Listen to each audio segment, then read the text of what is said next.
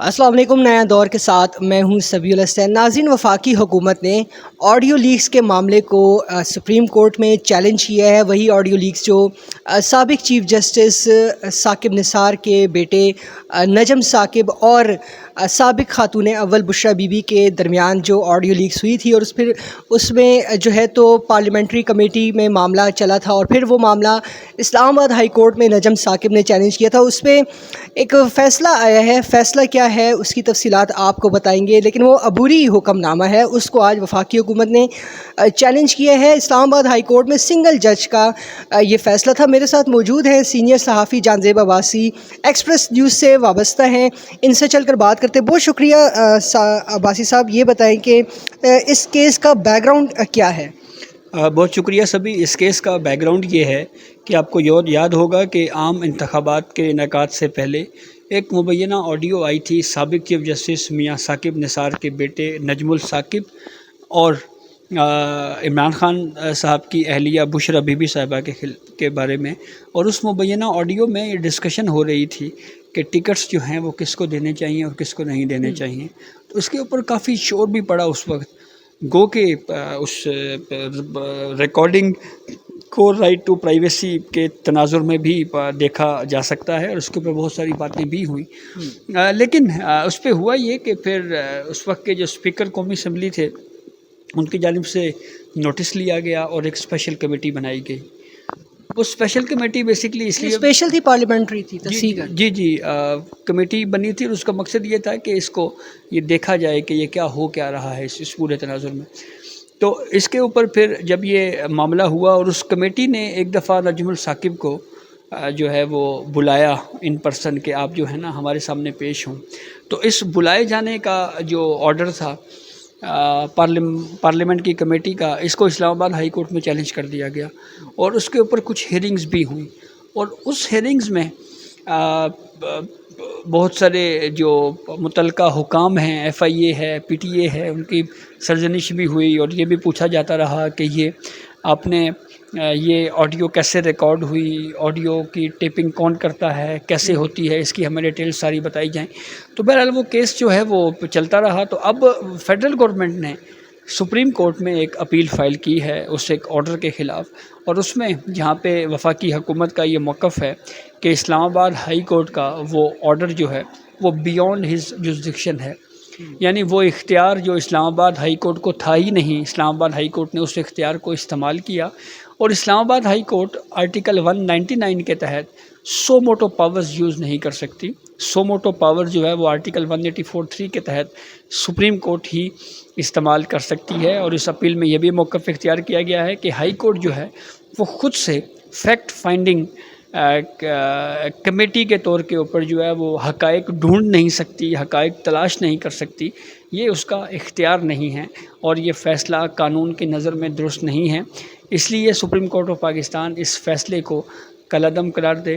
اور یہ deputy attorney general کے ذریعے فیڈرل گورنمنٹ نے یہ اپیل اسلام آباد ہائی کورٹ کے اس فیصلے کے خلاف فائل کی ہے. مزید کچھ کنٹینٹ آپ سے اس معاملے کے اوپر شیئر کرتے ہیں کہ 25 جون کا اسلام آباد ہائی کورٹ کا حکم نامہ ہے جس کو سپریم کورٹ میں چیلنج کیا گیا ہے.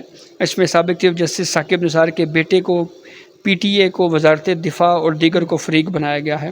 اور اس میں یہ کہا گیا ہے کہ اسلام آباد ہائی کورٹ کا جو سنگل رکنی بینچ کا جو فیصلہ ہے یہ فیصلہ حقائق کے برخلاف ہے. ہائی کورٹ نے وہ ریلیف دے دیا جو کورٹ سے مانگا ہی نہیں گیا تھا. اور اس کے علاوہ یہ بھی موقف اختیار کیا گیا کہ جب ٹکٹوں کی تقسیم سے متعلق یہ مبینہ آڈیو سامنے آئی تو اسپیکر قومی اسمبلی نے نوٹس لیا اور ایک خصوصی کمیٹی تشکیل دی. اور ثاقب نثار کے بیٹے نے کمیٹی میں طلبی کا جو ہائی کورٹ کا فیصلہ تھا اس کو چیلنج کیا.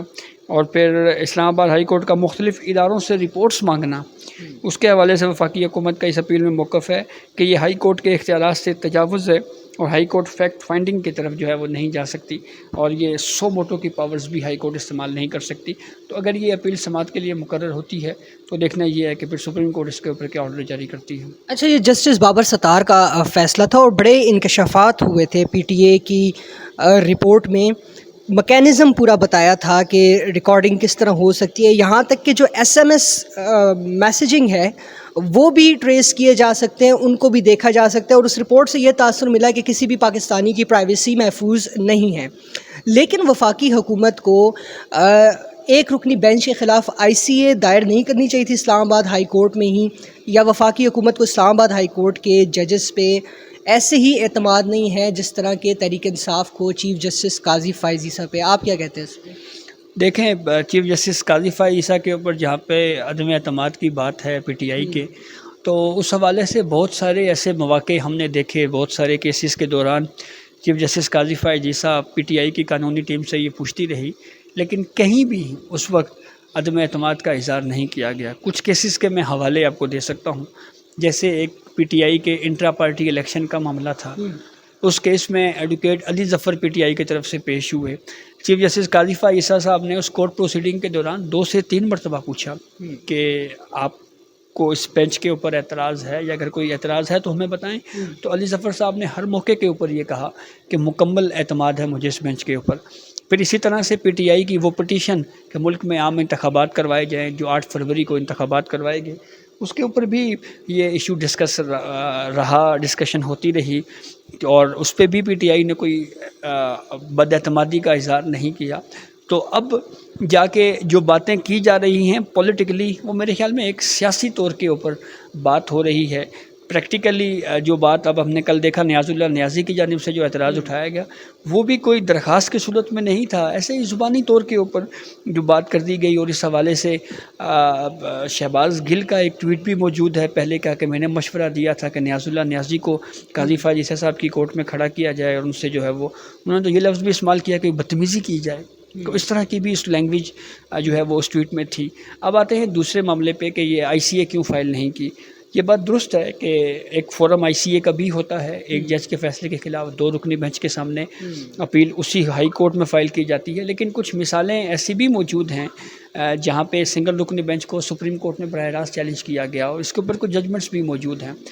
اب ہمارے سامنے ریسنٹلی 2 مثالیں موجود ہیں، جو جسٹس شاہد کریم صاحب نے الیکشن ٹربیونلز جو پنجاب کے 8 تھے، اس کے اوپر جو فیصلہ دیا تھا، اس سنگل رکنی بینچ کو الیکشن کمیشن نے سپریم کورٹ میں چیلنج کیا، وہ 1 رکنی بینچ کا فیصلہ تھا۔ اسی طرح سے آپ کو یاد ہوگا علی باقر نجفی نے، جسٹس علی باقر نجفی صاحب نے، جو ROs بیوروکریسی سے لینے کے حوالے سے جو ایک بعد میں بتایا گیا کہ یہ پراکسی پٹیشن ہے PTI کی، وہ جب وہ لاہور ہائی کورٹ میں گئے تو انہوں نے پورا ایک آرڈر دے دیا، اور پورا پروسیس پورے ملک میں اس کا الیکشن کی تیاریاں رک گئی تھیں۔ اس کے خلاف، اس سنگل رکنی بینچ کے خلاف بھی الیکشن کمیشن نے وہ اپیل سپریم کورٹ میں فائل کی، تو اس کو ٹیک اپ کیا گیا۔ تو یہ 2 مثالیں موجود ہیں جس سے یہ لگتا ہے کہ سنگل رکنی بینچ کے خلاف بھی اپیل جو ہے وہ سپریم کورٹ میں ہو سکتی ہے۔ اچھا، آپ نے نیاز اللہ نیازی کی بات کی، کل جو ہے تو الیکشن ٹریبونل والے معاملے میں نیاز اللہ نیازی نے چیف جسٹس پر اعتراض اٹھایا تھا، تاہم وہ اعتراض منظور تو نہیں کیا گیا، لیکن آج خبریں اطلاعات یہ آ رہی ہے کہ عمران خان نے کوئی گفتگو کی ہے، اور اس میں نیاز اللہ نیازی کے جو انہوں نے کل اعتراض اٹھایا تھا اس کو اون کر لیا ہے، اور چیف جسٹس پر عدم اعتماد کا اظہار کیا ہے۔ تو کیا تحریک انصاف کیا چاہتی ہے؟ تحریک انصاف جو 3 رکنی کمیٹی ہے پریکٹس اینڈ پروسیجر ایکٹ کے تحت، اس کے ممبرانز پر بھی اعتراض ہے تحریک انصاف کو۔ تحریک انصاف چاہتی ہے کہ اس کمیٹی میں وہ ممبرانز بیٹھے جو ان کی مرضی کے ہوں، پھر وہی بینچز بنائیں جو کہ ان کی مرضی کے ججز ہوں اور ان کی مرضی کے فیصلے دیں۔ آپ کیا کہتے ہیں اس کے اوپر؟ دیکھیں، زبانی کلامی باتیں اور ہوتی ہیں۔ اگر ایک پولیٹیکل پارٹی ہے، ان کا ایک ویو ہے، اگر وہ کسی بینچ کے اوپر اعتراض کرتے ہیں تو اس کی کوئی نہ کوئی ریزننگ ہونی چاہیے، کوئی وجوہات ہونی چاہیے۔ زبانی کلامی اعتراض کر کے اگر آپ یہ کہیں جی کہ ہم اپنی مرضی کے کوئی ججز بٹھانا چاہتے ہیں، گو کہ پولیٹیکل پارٹی کی مرضی کا کوئی جج بھی نہیں ہوتا، لیکن کچھ سیاسی جماعتوں کے اس طرح کی بھی خواہشات اگر وہ یہ کر رہے ہیں تو یہ غلط ہے۔ اور جس طرح سے جوڈیشری کو کنٹروورشل عمران خان کر رہے ہیں، یہ میرے خیال میں یہ اداروں کے اگینسٹ ہے۔ آپ کو یاد ہوگا پچھلی دفعہ ایک جو صحافیوں سے گفتگو میں عمران خان نے ایک بڑی عجیب بات کر دی تھی۔ انہوں نے کہا تھا جی کہ یہ جو ہمارے ججز ہیں، جو PTI کے ججز ہیں جی، وہ ان کے خلاف یہ ہو رہا ہے۔ تو آپ دیکھیں کس طرح کی غیر ذمہ دارانہ قسم کی اسٹیٹمنٹ۔ دیکھیں، ایک ایشو کے اوپر ایک لیگل انڈرسٹینڈنگ میں کسی جج کا ڈفرینس آف اوپینین ہوتا ہے، اور یہی عدلیہ کی خود مختاری جو ہے وہ اسی سے ہی جھلکتی ہے۔ یہ عدلیہ کی خود مختاری کی خوبصورتی ہے کہ ایک جج اگر کوئی ڈیسنٹ کرتا ہے، اگر کوئی اختلاف کرتا ہے قانونی نکات تعلقات کے اوپر، تو یہ اس کا ایک ویو ہے اور وہ قانون اور آئین کے مطابق اختلاف کر رہا ہے. لیکن آپ اس اختلاف کو یہ کہیں کہ جی یہ ہمارے جج ہیں یا پی ٹی آئی کے جج ہیں، یہ میرے خیال میں ان ججز کی اپنی کریڈیبلٹی کو بھی یہ ہٹ کر کے مزید جو ہمارے انسٹیٹیوشنز ہیں ان کو نقصان پہنچا رہے ہیں. نہ صرف نقصان پہنچانے بلکہ اوفینڈ کریں. بہت شکریہ جانزیب عباسی. تو ناظرین، زبانی کلامی اعتراض سے آپ عدلیہ کو اوفینڈ ہی کرتے ہیں اپنے خلاف، اور اگر آپ تحریری طور پر بھی اعتراض دیتے ہیں تو اس کی کوئی ریزننگ آپ کو دینی پڑیں گی، اور اس کے باوجود ریزننگ دینے کے باوجود بھی یہ جج کی ثوابدید ہے کہ وہ اس بینچ میں بیٹھنا چاہے یا ریکیوز کر دے. فی الوقت کے لیے اتنا ہی. اللہ حافظ.